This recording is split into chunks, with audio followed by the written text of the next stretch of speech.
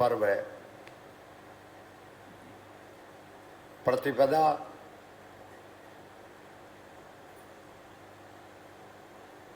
नव संवत्सर, नया साल शुरू होता है प्रतिपदा तिथि को। प्रतिपदा को हमारा वो उत्सव होगा। द्वितीया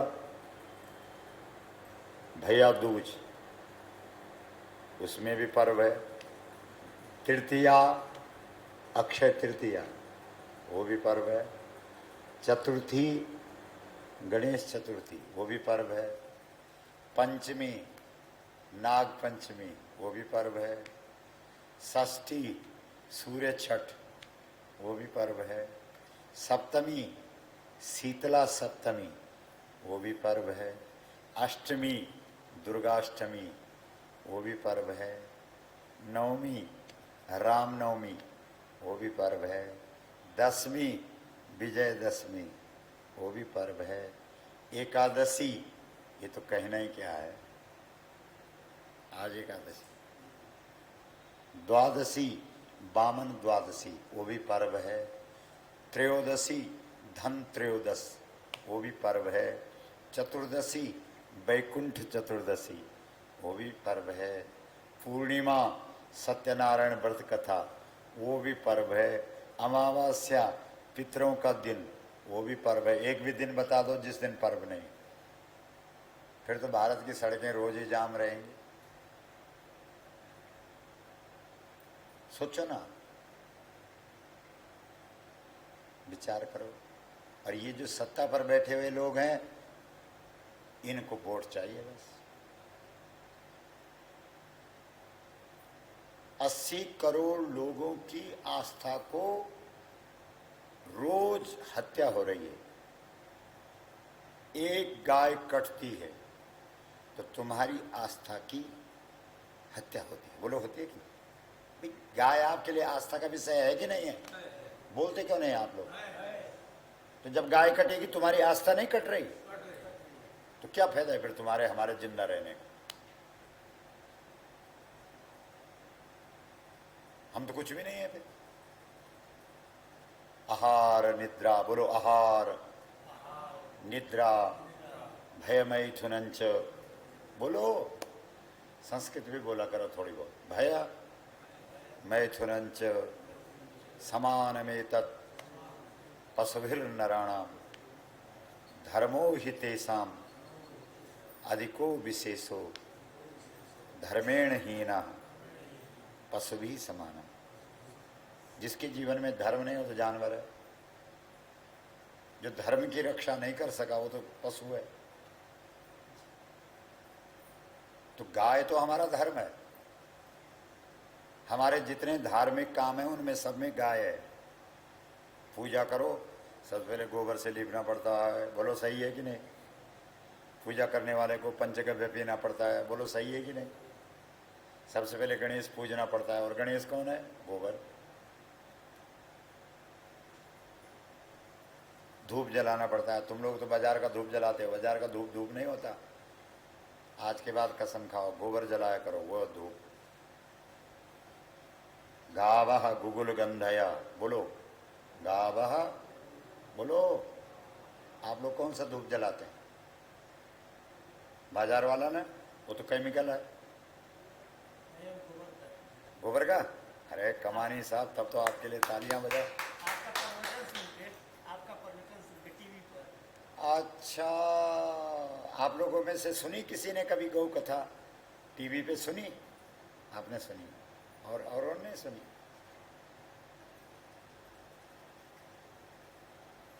गोबर धूप है और गाय के घी का दीप है। डालडा से जला रहे हैं दीपक, बताओ।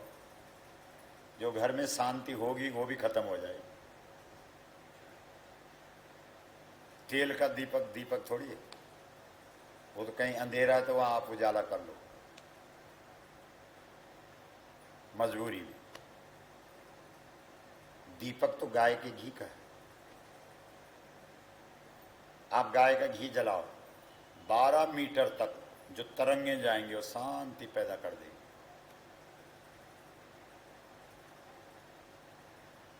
हर चीज का अपना औरा है, आभा मंडल है। हम लोग कुछ भी पता नहीं। पूजा करो तो गाय चाहिए, पाठ करो तो गाय चाहिए, जप करो तो गाय चाहिए। आप कहेंगे जप करने के लिए गाय क्या चाहिए? जप करने के लिए आजकल गुरुजन क्या करते हैं? गुरुजी क्या देते हैं जप करने के लिए? माला। आप लोगों के पास नहीं है माला? बोलो। तो माला का अर्थ क्या होता है? बोलो माँ ला। माँ को बोलो, माँ या न गाय, माँ को घर में ला। और जब माँ को घर में लाएगा तो क्या बन जाएगा? उस माला को आप कहाँ रखते हैं? गौमुखी। जिस कपड़े में रखते हैं उस कपड़े का नाम क्या है? हाँ, तो जब आप गाय लाएंगे तो आप क्या बन जाएंगे? गौमुखी। आपको लोग कहेंगे ये भाई साहब गौमुखी है, इनके घर में गाय है। ये बहन जी गौमुखी है, इनके घर में गाय है। जिनके घर में गाय होती है उनको लोग क्या बोलते हैं? ये क्या मुखी हैं। और जिनके घर में कुत्ता है उनके लोग क्या बोलेंगे? हमसे क्यों बुलवा रहे हो? आप बोलो ना। स्वानमुखी। और जब तुम गौमुखी बन जाते हो तब तुम्हारे मुख से निकलने वाला हर शब्द मंत्र बन जाता है। बोलो। इसलिए तुम्हारे मुख से जितने शब्द निकले वो सब मंत्र हों। इसके लिए आपको क्या मुखी बनना पड़ेगा? बोलो। बोलो माँ। ये है गौमुखी। बोलो माँ। माता लोगों को भोजन बनाते हुए इस मंत्र का सुमिरण करना चाहिए। आप कल बना के देखना। आपके घर में जो सबसे तेज तरार होंगे, जो 24 घंटे ठी ठी सी गुस्से में रहते होंगे, वो भी शांत हो जाएंगे। करके देखना। अधिकतर माता लोग जब खाना बनाती हैं तो गुस्से में बनाती। मैं ही रह गई हूं काम करने के लिए। अब वो गुस्सा उसके साथ मिल जाता है। किसके? भोजन के साथ। अब जो खाएगा वो तुमसे डबल गुस्सा करेगा। इसलिए रसोई में तो कभी क्रोध करने का मतलब ही नहीं उठता, हंसते हैं। इसलिए भाई लोग घर में आते हैं तो पत्नी को बोलते हैं चंद्रमुखी है तो क्यों जायसवाल साहब बोल दिया करो। क्यों कमानी जी? कभी बोला भी है? आज बोलना घर जाकर के।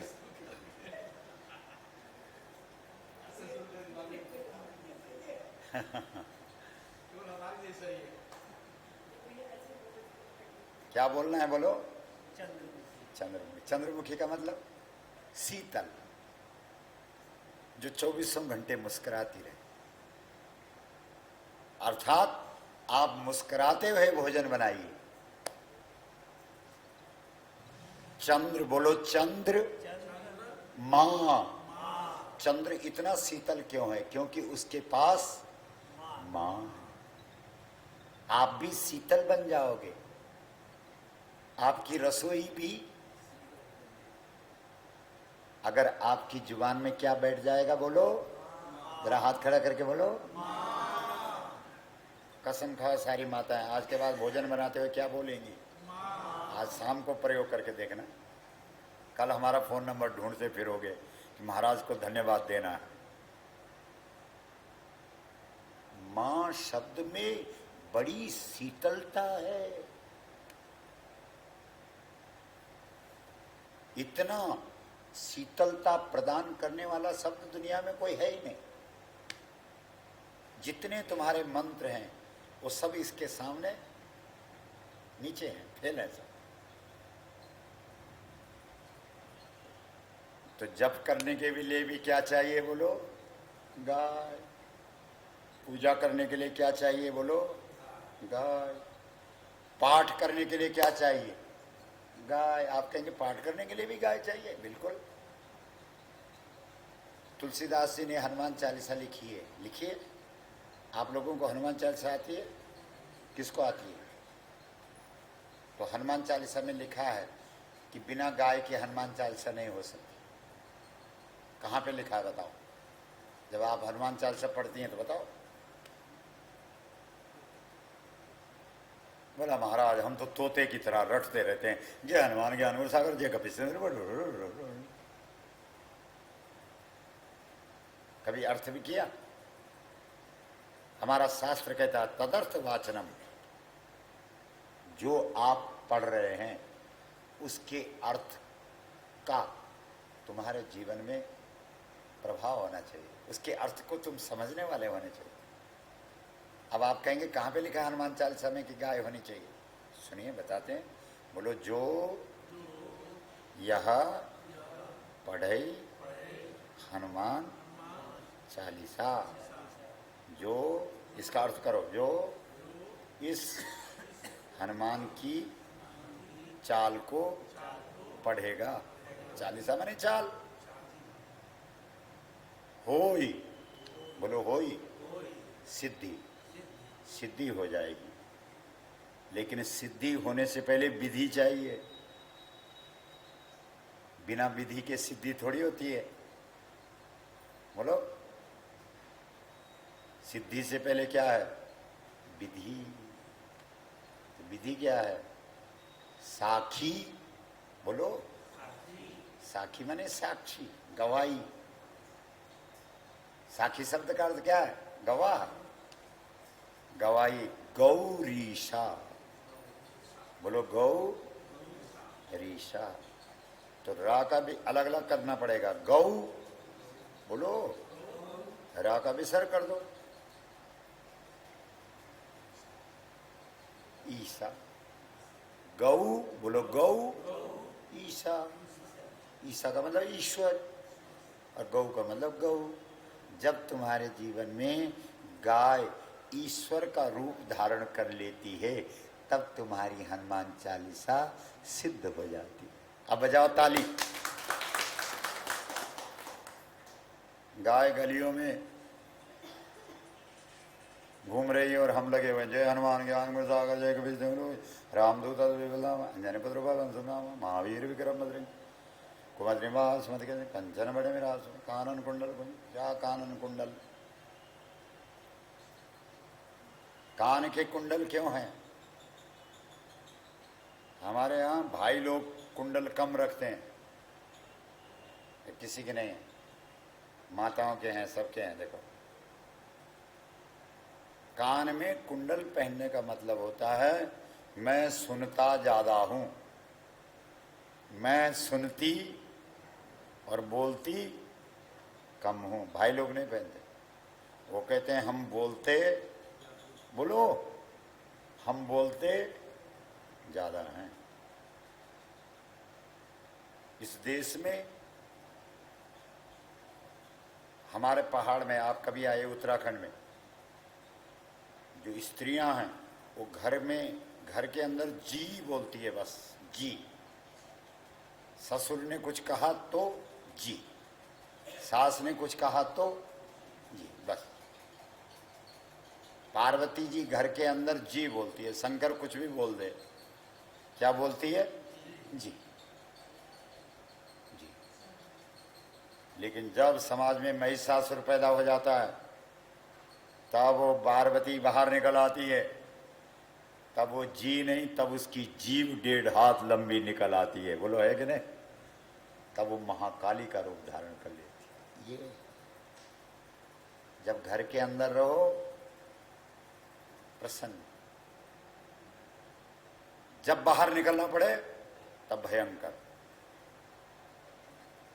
अधिकतर क्या होता है, घर के अंदर भयंकर और बाहर माता लोग जब बाहर निकलती है तो एकदम और जब घर के अंदर बेचारा पतिदेव जानता है। क्यों? बोलो गौ माता की मां।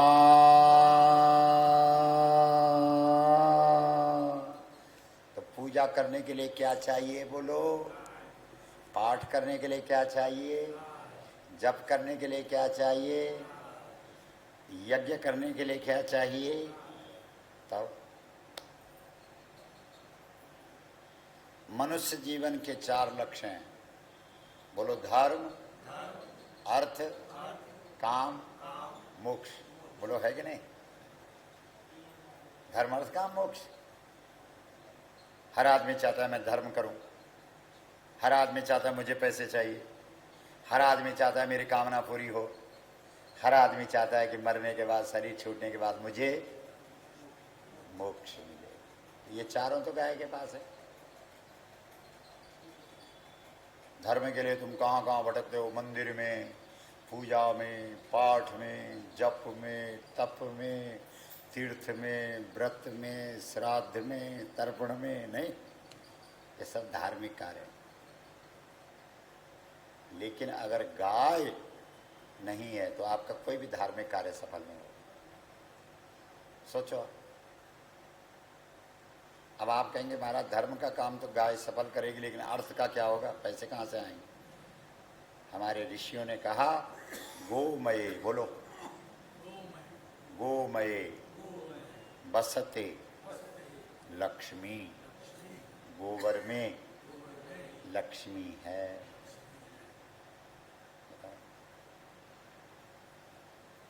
सबसे बढ़िया खाद गाय के गोबर की होती है। बोलो, गलत है कि सही? लेकिन आपको पता है कि आपके खेतों में क्या पड़ रहा है? खाद पड़ रही है, गोबर की खाद पड़ रही। क्या पड़ रहा है? यूरिया। और यूरिया जहर है। पैसा दे करके खरीद करके ला रहे हैं सरकार, और वो जहर एक तो तुम्हारी खेती की जो उपजाऊ शक्ति है उसको खत्म कर रही है, और एक उस अन्न को खा करके आप बीमार हो रहे हैं। डबल डबल नुकसान। खेत का भी नुकसान, खेत वाले का भी नुकसान, खाने वाले का भी नुकसान। बोलो, है? तो सरकार को करना क्या चाहिए था कि गोबर की खाद बना करके और वो खेतों में डलवानी चाहिए। बोलो, है कि नहीं? और अगर गोबर की खाद बनती तो गोबर की कीमत बन जाती, और गोबर की अगर कीमत बन जाती, इसको बंद कर देता, गोबर की अगर कीमत बन जाती और गोबर की अगर किसान को कीमत मिल जाती, तो कोई किसान अपनी गाय को बाजार में छोड़ता? बोलो, आप लोगों को ये गौशाला बनाने की जरूरत होती?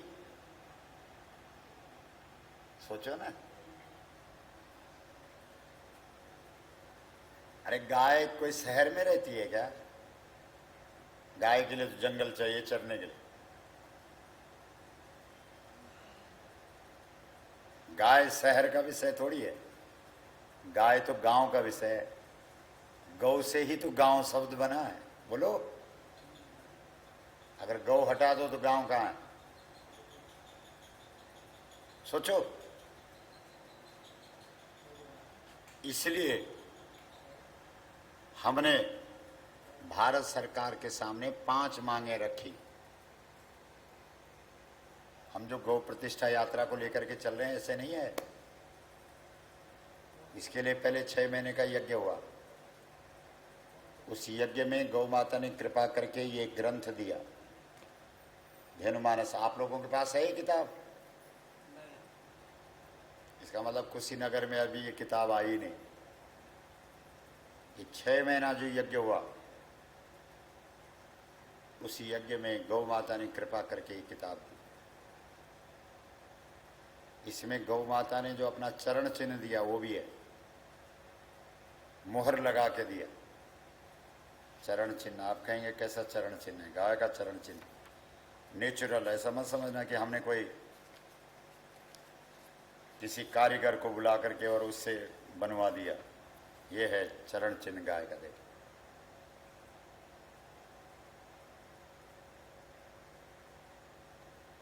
देख रहे हैं आप? इस किताब ने इस देश में गौ कथा का संकनाद किया। जब ये गौ कथा चलने लगी, लोगों ने कहा लो जी अब पशु की भी कथा होगी, जानवरों की भी कथा होगी। कथा करते करते हम लोग जब काशी में पहुंचे, आज भी विद्वानों की नगरी काशी, काशी के विद्वानों ने प्रमाण पत्र दिया कि ये कथा प्रामाणिक है। बोलो गौ माता की माँ। हमको लगा कि गौशाला खोल करके हम गायों को बचा लेंगे। जैसे यहाँ गौशाला खुली है, ऐसी ऐसी 337 गौशाला देश के अंदर खोली है। जहाँ हम लोग कथा में जाते थे वहीं गौशाला खोलते। हमने कहा हम पूरे देश में गौशालाएं खोलेंगे और गाय को बचाएंगे। लेकिन गौशाला समाधान नहीं है। गौशाला तो आपातकालीन व्यवस्था है, इमरजेंसी व्यवस्था है। आपको धन्यवाद। कौन कौन है यहाँ गौशाला के सदस्य? अभी सब लोग तो वहाँ चले। हाँ, आप तो हैं। क्या नाम है आपका? शंकर बगड़िया। बगड़िया। बहुत अच्छा। शंकर जी के लिए तालियां बजाओ। अच्छा काम, बहुत अच्छा काम। लेकिन समाधान नहीं है। ये तो इमरजेंसी व्यवस्था है। ठीक है, हमको लगा यार ये तो जैसा गौशाला खोलने का मतलब है माँ के लिए वृद्धाश्रम खोलना।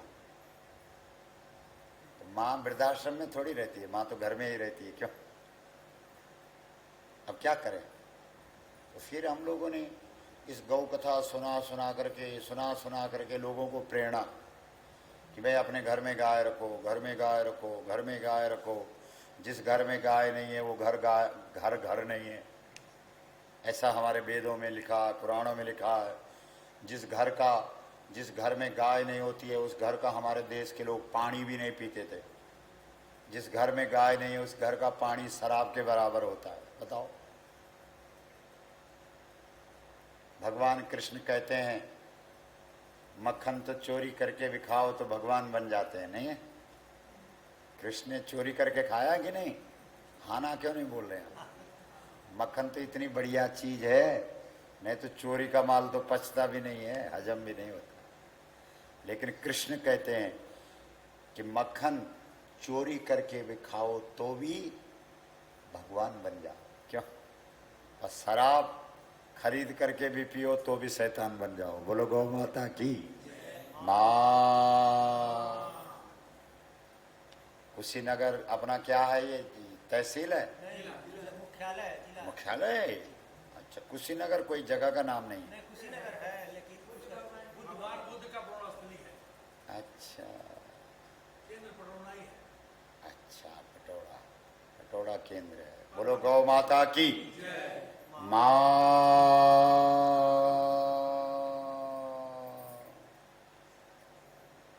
एक एक बात को ध्यान से सुनो। ये तो सौभाग्य है आपका जो ये गौ कथा यात्रा यहाँ पहुंची है। नहीं तो एक बार तो कैंसिल हो गई थी यार, आपको मालूम होगा। हमारे ब्रह्मचारी जी जो मनुष्य मित्र जी पीछे बैठे हैं, जब हम लोग अहमदाबाद में कथा कर रहे थे तो इनके माँ बाप भी कथा सुन रहे थे। तो जब हमने कहा भाई हमको सहयोग करो, समर्थन करो, हम इतनी बड़ी यात्रा देश में निकाल रहे हैं, तो उन्होंने कहा गुरुजी हमने अपना जो पैसा था, अपनी जो धन संपत्ति थी, वो अपने बेटे को इंजीनियर बनाने में खर्च की। लेकिन आज हमको पता लग रहा है कि पैसा और धन कहाँ देना चाहिए, इसलिए हम संपत्ति तो आपको नहीं दे सकते, वो तो हमारे पास नहीं है, लेकिन उसी बेटे को हम इस आंदोलन के लिए दान करते हैं। बोलो, सोचो जरा, ताली बजाओ। ये जो हमारे साथ कार्यकर्ता चल रहे हैं ये सब समर्पित कार्यकर्ता हैं। आप भी दे दो ना अपना एक एक बेटा, हमको जरूरत है। हमको दे सकते हो? चुप हो गई, बोला कहाँ फंस गए हम आज। ये महाराज तो बहुत खतरनाक है, सीधा बेटा मांग रहा है। अरे इस देश के महाराजाओं ने कभी पैसा तो मांगा ही नहीं, पैसे भी मांगते नहीं थे, और जब मांगने लगे तो सीधा बेटा मांगा। विश्वामित्र दशरथ के पास गए, बोलो गए कि नहीं? राम कथा हुई कभी कुशीनगर में? किस किस ने करी? सुनी कथा। तो जब विश्वामित्र दशरथ के यहाँ आए और कहने लगे, भाई राजा साहब आज तो हम कुछ मांगने आए हैं, तो राजा साहब बड़े खुश हुए। बोला, महाराज जी अब हम बूढ़े हो गए, अब हम भी चाहते हैं कि जितने अयोध्या के बूढ़े हैं उन सबको इकट्ठा करके और आपके साथ चलें और वहीं भंडारा चले। सुन रहे हैं आप? तो विश्वामित्र ने कहा कि तेरे को मैं भंडारा देने वाला बाबा दिख रहा हूं, जो जलेबी का भंडारा खिलाएगा लोगों को। अरे हम संस्कार देने वाले महात्मा हैं, हमें बूढ़ों की जरूरत नहीं है, हमें तुम्हारे नौजवान बेटों की जरूरत है। बोलो, बोला था कि नहीं? अनुज, बोलो अनुज, अनुज सहित देहु रघुनाथ। देना है तो अपने जवान बेटे दे, तुझ बूढ़े को ले जाकर के हमने क्या करना? बोल, देना पड़ा कि नहीं? अगर भारत की संस्कृति को बचाना चाहते हो, एक एक बेटा अपना दे दो इधर। और क्या करें, तुम्हारे पास तो बेटे ही एक है। समस्या तो ये है। इस देश में कम से कम माताएं 3 पुत्रों को जन्म देती थी, कम से कम। अब राक्षसों के घरों में खूब हो रहे हैं और देवताओं ने सब प्रतिबंध लगा दिया, क्योंकि कलयुग में देवता तो जमीन पे आएंगे नहीं, राक्षस ही आएंगे। बोलो, एक बेटा धरती माता की रक्षा करेगा, कारगिल में खड़ा रहेगा। एक बेटा गौ माता की रक्षा करेगा और एक बेटा जन्म देने वाली माता की रक्षा करेगा। 3 बेटे चाहिए। 3 माताएं प्रसिद्ध हैं। बोलो, गौ माता, धरती माता, जन्म देने वाली माता। इसलिए शंकर के हाथ पर जो त्रिशूल है वो इन 3 माताओं का प्रतिनिधित्व करता है। त्रिशूल के 3 सिरे नहीं होते, तो बीच में कौन सी माता है? जन्म देने वाली माता। इधर वाली माता कौन है? धरती माता। इधर वाली माता कौन है? गौ माता। ये जन्म देने वाली माता 3 बच्चों को जन्म दे। एक इसकी रक्षा करे गौ माता की, एक इसकी रक्षा करे धरती माता की, एक जिसने जन्म दिया उसकी रक्षा, है ना? बोलो, लेकिन ये माता अपना कर्तव्य पूरा निर्वाह कर रही है। धरती माता, बोलो, कर रही कि नहीं? वो पीछे नहीं हटी। गौ माता भी अपना कर्तव्य पूरा निभा रही। बोलो, पीछे कौन सी माता हटी? बोलो, अपनी तरफ हाथ लगाओ कि हम वाली माता हट गई पीछे। बाकी गौ माता और धरती माता तो पूरा काम कर रही। बोलो, गौ माता की मां। हाथ खड़ा करके बोलो, अनुज सहित देहु रघुनाथा, निश्चर बद में होव सनाथा। मुझे भारत की संस्कृति की रक्षा करनी है, इसके लिए मुझे अपने नौजवान बेटे दे दो। बोलो, कौन? आज तो मैं और मेरा, बस, इसके अलावा कुछ दिखाई नहीं दे रहा। तुलसी जी ने रामायण में कहा, आप लोग राम कथा सुनते हो कि नहीं? फिर हाँ ना, कुछ भी नहीं। बोलो, मैं और मोर तोर तई माया। यही तो है माया। मैं मेरा तू तेरा, मैं मेरा तू तेरा, मैं मेरा तू। गाय की 1 लाख गायों की हत्या हो रही और तुम मैं मेरा तू तेरा। क्या है यार? सोचो जरा, विचार करो।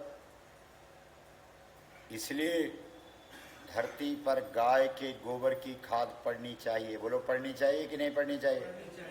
लेकिन तुम्हारे देश में गोबर की खाद कहाँ से पड़ेगी? क्योंकि गाय काट काट करके विदेश भेज दी जाती है।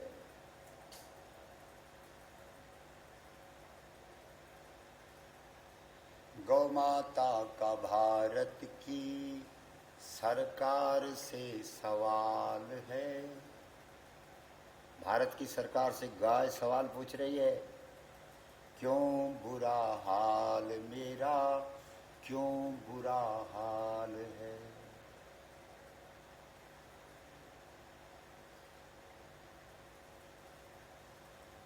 सूर्य उदय होने से पहले लाखों गायों के टुकड़े टुकड़े करके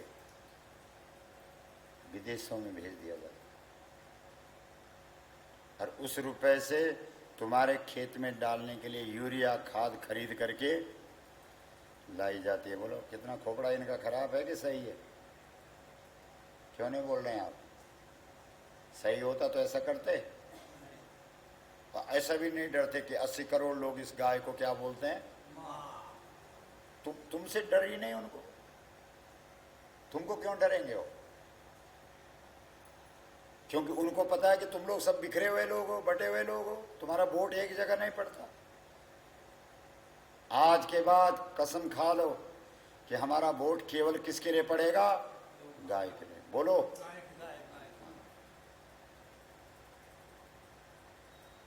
गंगा आए थे गंगा दास, यमुना आए तो यमुना दास। ऐसा किसी का भी नहीं बन पाया जिंदगी में खास, और ऐसे कर दिया जिंदगी का नाश। बोलो गौ माता की मां।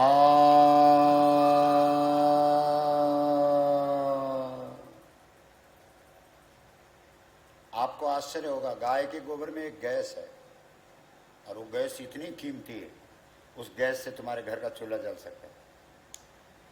तो सरकार इस पे काम क्यों नहीं कर रही?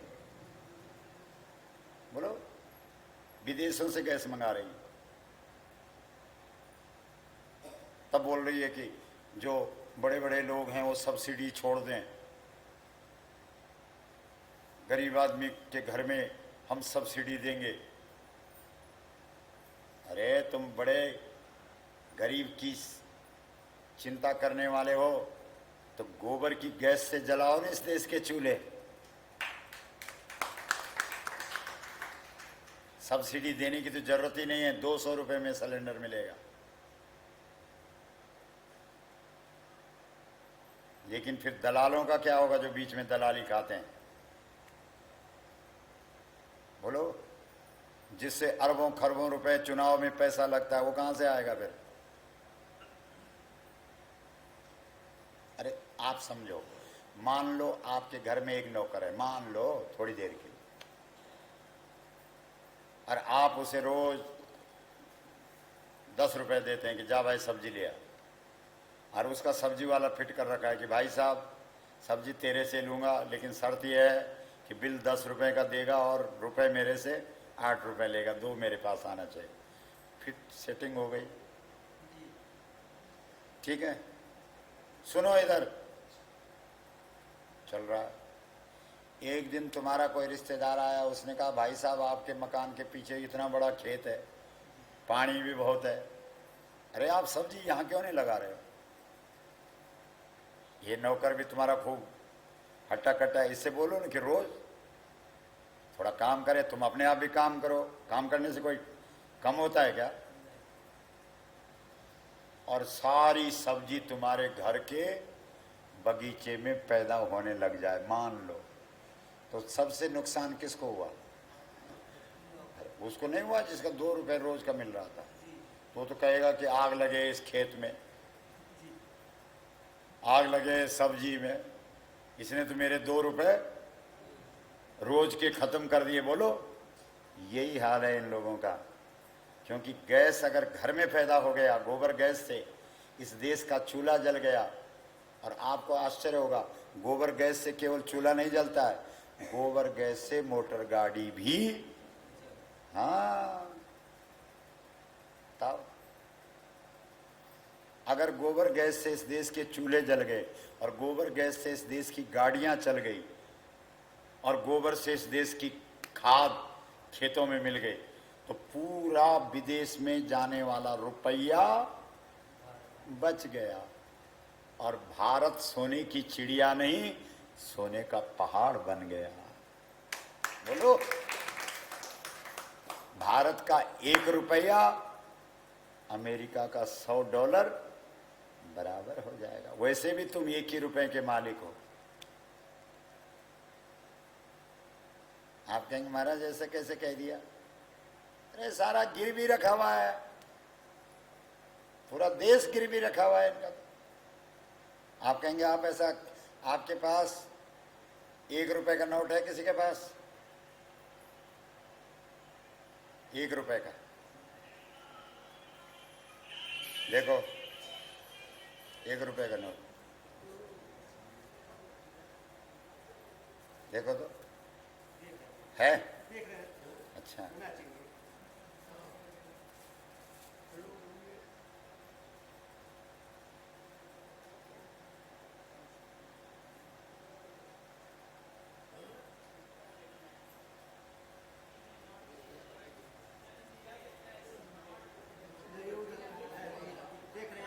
आप प्रवचन करिए महाराज जी।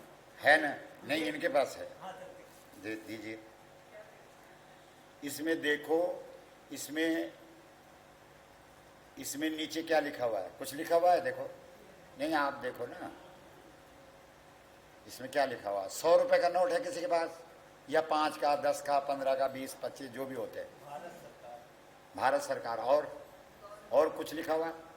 1 रुपए बस, और कुछ नहीं लिखा है। अब दे दो उनको। अब दूसरे नोट पे देखो क्या लिखा हुआ है, दूसरे वाले पे देखो क्या लिखा है। हाँ, नीचे लिखा हुआ है कुछ, क्या लिखा हुआ है? सुनो, जोर से बोलो। धारक को 20 रुपया अदा करने का वचन देता हूँ। मैं धारक को 20 रुपए अदा करने का वचन देता हूं। मतलब इस धारक जिसको मैं ये हुंडी लिख के दे रहा हूं, इसका 20 रुपए की चीज मेरे पास गिरवी है, इसलिए मैं इसे 20 रुपए का एक प्रमाण पत्र दे रहा हूं। आ रही समझ में? मतलब जितने भी तुम्हारे बड़े नोट हैं, वो उसके मालिक तुम नहीं हो, वो तो तुमको एक हुंडी दे रखी है। तुम मालिक कितने के हो? क्योंकि 1 रुपए में नहीं लिखा हुआ है। बोलो, 1 रुपए पे क्यों नहीं लिखा हुआ है? ये बताओ, उत्तर दो आप। भाई, या तो सभी रुपयों पे लिखा होना चाहिए ना, इसका जवाब दो कोई। क्योंकि ये व्यवस्था अंग्रेजों के जमाने से चल रही है।